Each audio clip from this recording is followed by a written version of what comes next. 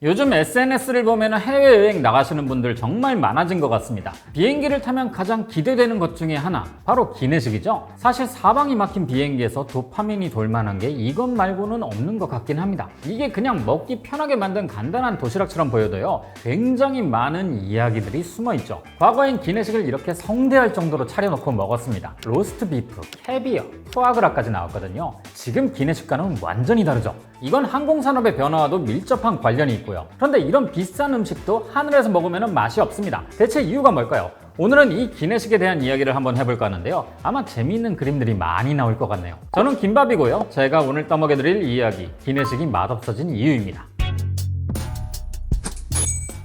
1783년 몽골 피해 형제의 기구에 한 과학자가 탑승합니다. 기록에 따르면 이 과학자가 하늘에서 샴페인을 따서 건배를 했다고 합니다. 따지자면 이게 최초의 기내 음료라고 볼 수 있죠. 이후엔 비행선의 시대가 열리게 되는데요. 이때부터는 전기 스토브를 탑재하고 셰프와 서버를 태워서 본격적으로 기내식을 제공했다고 합니다. 독일의 힌덴부르크 비행선에는 셰프와 서버로 구성된 15명의 조리팀을 태워 다니기도 했습니다. 1936년 8월 17일 운행 기록에 따르면요, 기내식 메뉴가 거의 레스토랑급입니다. 근데 이때는 이 정도 퀄리티는 기본적으로 갖춰야 했어요. 비행선이나 비행기를 타는 사람들은 귀족이나 상류층이었고 마치 지상에서 피크닉을 하는 것 같은 높은 퀄리티의 식사를 원했을 테니까요. 사실 비행기 승무원을 스튜어디스라 부르는 이유는 귀족을 접대할 수 있는 집사의 역할에서 시작했기 때문이거든요. 하지만 1937년 힌덴부르크 비행선 대참사가 일어나면서 비행선의 시대는 끝이 나고 맙니다. 이후 2차 세계대전이 발발하면서 비행기 성능이 고도화되기 시작했죠. 이때부터는 비행기의 시대가 열리게 됩니다. 비행기의 기내식은 1차 대전이 막 끝난 1919년에 등장하는데요. 런던과 파리 간의 정기 운항이 처음 개시되면서 호텔에서 조달한 샌드위치와 점심 바구니를 3펜스 1실링에 팔았습니다. 지금 가치로 치면 거의 2만원쯤 되는 가격이었고요. 따뜻한 기내식을 처음 낸 건 1928년 독일 항공인 루프트한자입니다. 보온병에 따뜻한 수프를 담아냈거든요. 그렇게 루프트한자는 기내에서 음식을 중시하기 시작한 첫 번째 항공사라는 평가를 받습니다. 두 번째로 기내식을 중요하게 여겼던 곳은 미국의 페남 항공사입니다. 여기가 지금이야 파산하고 사라졌지만요, 70년대까지는 전 세계 1위 항공사였습니다. 이땐 항공기들이 지금처럼 장거리 비행을 하지 못했어요. 운항거리가 짧았기 때문에 중간중간 기착지에 내려서 주유를 하고 엔진 점검도 했었죠. 페남에선 이 시간을 활용해서 기내식을 준비했었습니다. 기착지 근처 식당과 미리 계약하고 조리된 음식을 받아왔죠. 이 음식을 기내에서 재가열해서 줬는데요. 항공기가 점점 커지면서부터는 기내에서 직접 조리를 하기도 했었습니다. 그리고 이게 꽤 본격적이었죠. 생고기를 로스트 비프로 구워내고 압력솥에다 감자까지 쪄냈거든요. 당시 페남 승무원들이 했던 일 중에 하나가 기착지 근처 시장에서 필요한 식재료를 구하는 거였으니 말 다 했죠.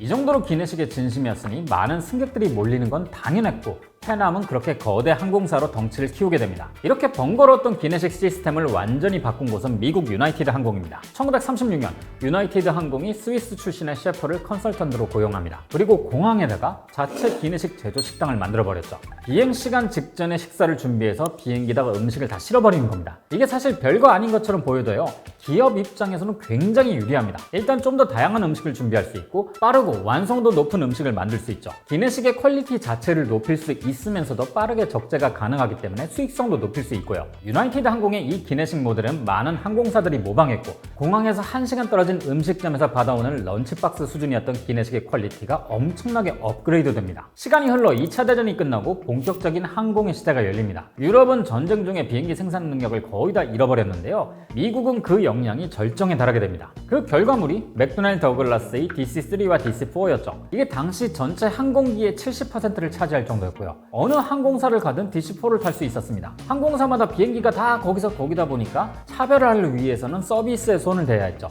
이때부터 기내식이요, 엄청나게 호화스러워지기 시작합니다. 대표적인 항공사가 에어프랑스입니다. 에어프랑스는 1950년대부터 기내식 광고를 적극적으로 했던 곳입니다. 하늘을 나는 레스토랑으로 포지셔닝하면서 프랑스식 기내식을 코스 수준으로 냈거든요. 유럽을 오가는 부유층들은 이 광고를 보고 안 끌릴 수가 없었을 겁니다. 덕분에 프랑스는 미국, 유럽 간 대서양 항공에서 점유율을 많이 확보할 수 있었죠. 페남도 만만치 않았습니다. 프레지던트 스페셜이라는 고급 기내식을 선보였는데요. 이게 무려 7코스 기내식이었거든요. 심지어 식사를 독이 그릇에 담아서 은식기까지 딱 차려서 서빙을 했죠. 이 당시에 기내식을 이렇게 화려하게 했던 이유는 정말 돈 있는 사람들만 탈 수 있었던 것이 비행기였던 것도 있지만요, 당시엔 지금처럼 영화를 볼 수 있는 엔터테인먼트 시스템이 없었습니다. 그 긴 비행 시간을 앞좌석만 보고 가야 하는 거예요. 그래서 지루함을 해소하기 위해 화려한 음식과 무제한 주류로 해결했던 거죠. 근데 근데 이렇게 너도 나도 최고급 레스토랑 수준의 기내식을 내다 보니까요, 출혈 경쟁으로 치닫게 됩니다. 생재료를 기내에서 직접 조리하고 셰프도 고용해야 하는데 고급 와인도 무제한,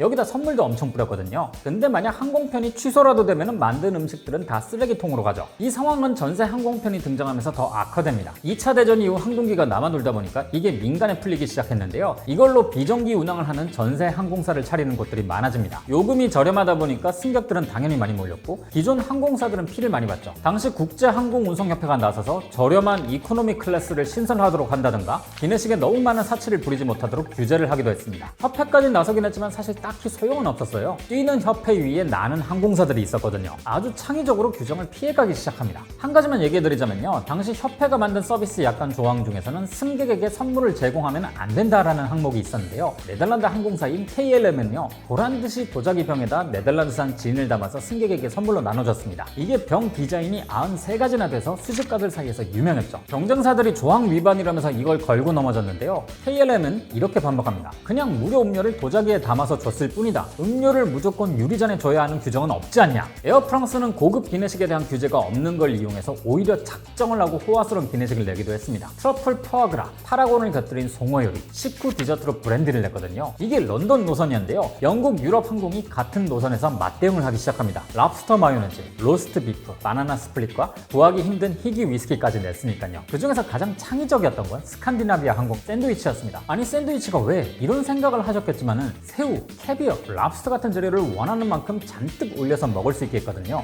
이것 때문에 항공운송협회가 샌드위치에 대한 정의까지 새로 세우기도 했습니다. 기내식 샌드위치는 빵이나 빵과 유사한 재료로 만들어져 있어야 하며 장식이 없고 독립된 형태여야 한다. 캐비어, 굴, 랍스터와 같은 속을 넣지 말아야 한다. 항공사들이 기내식을 경쟁하듯이 화려하게 내놓긴 했는데요, 사실 큰 변수가 하나 있습니다. 이 음식들이 겉으로는 화려하고 맛있어 보이긴 한데 기내에서 먹으면 생각보다 맛이 없었다는 거죠. 같은 음식이라도 지상에서 먹는 것과 기내에서 먹는 것에는 차이가 많이 나거든요. 지금이야 생략을 비롯해서 다양한 연구가 진행된 결과 환경이 우리의 미각에 미치는 영향을 잘 알게 되었지만 당시에는 완전히 미지의 영역이었으니까요. 기내식이 왜 유독 맛이 없는지 아시나요? 이건 기압과 습도 탓입니다. 1935년 이전에는요, 비행기가 산을 넘어야 하는 경우가 아니면은 대부분 해발 3000피트 이하에서 운항을 했습니다. 이때까지만 해도 비행기에서 먹는 식사는 지상에서 먹는 식사의 맛과 크게 다르지 않았어요. 그런데 기술이 발전하고 훨씬 더 높게 비행할 수 있게 되면서 알게 됩니다. 아, 높이 올라갈수록 음식 맛이 달라지는구나. 항공기는 고고도에서 비행을 합니다. 25000피트에서 63000피트 사이죠. 기압도 낮지만은 엄청나게 건조한 환경입니다. 이런 환경에서 인간의 후각은 둔감해지는데요, 이건 현대의 가압식 항공기도 마찬가지입니다. 무려 미각이 지상보다 30% 정도 둔하게 느껴진다고 하거든요. 맛을 느끼는 데 있어서 향이란 매우 핵심적인 요소입니다. 왜 코를 막고 양파를 먹으면 사과인 줄 착각한다고 하는 것도 바로 이런 이유 때문이잖아요. 비행기에 앉은 우리의 입맛은 정상이 아닙니다. 단맛과 짠맛의 민감도는 낮아지고 쓴맛의 민감도는 높아지죠. 똑같은 음식이어도 지상과는 다르게 느껴집니다. 그래서 기내식은 일반식보다 훨씬 짜고 자극적으로 만들어야 맛을 느낄 수 있습니다. 후각뿐 아니고 청각도 영향을 주는데요, 기내가 은근히 시끄럽죠? 백색 소음도 있고 진동이 계속해서 느껴지니까요. 이런 점도 음식 맛을 느끼는 걸 방해합니다. 1973년 프랑스 항공사 UTA가 이 연구를 바탕으로 미슐랭 3스타 셰프와 함께 기내식을 재구성하는데요, 기내식 맛을 끌어올리려면 결국 소금,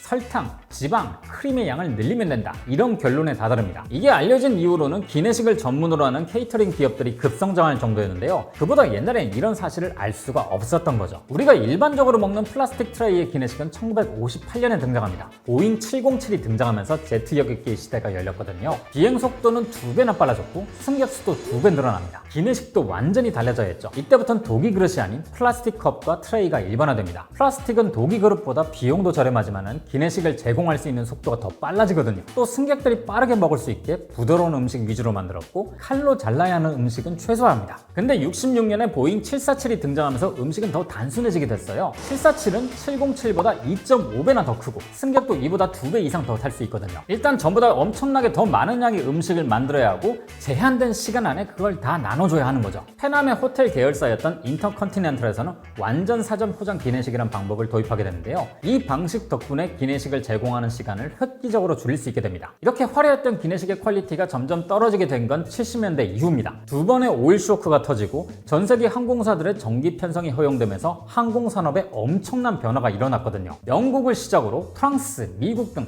대다수의 선진국들이 항공시장을 자유화했고 이때 수많은 새로운 항공사들이 등장했죠. 이전까지는 독점적인 노선이었던 것이 이제는 경쟁을 하기 시작하니까 오히려 이때부터는 기내식이 후퇴하기 시작합니다. 비용 절감의 대상이 된 거죠.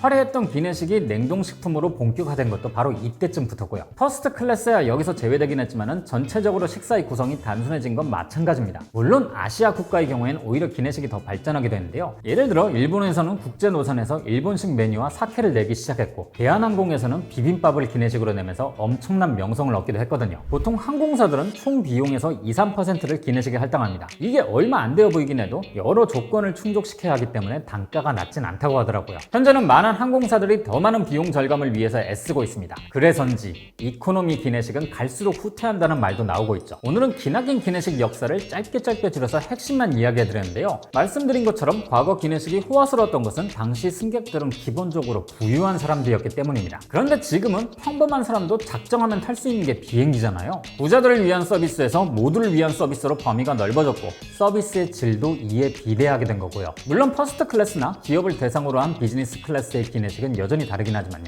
그래서 저도 이 퍼스트 클래스 기내식은 살면서 꼭 한 번쯤은 경험해보고 싶기도 한데요. 오늘은 여러분이 경험했던 기내식 중에서 가장 인상 깊었던 기내식을 댓글로 달아주셔도 좋을 것 같습니다. 그럼 저는 다음 주에 다시 뵙겠습니다.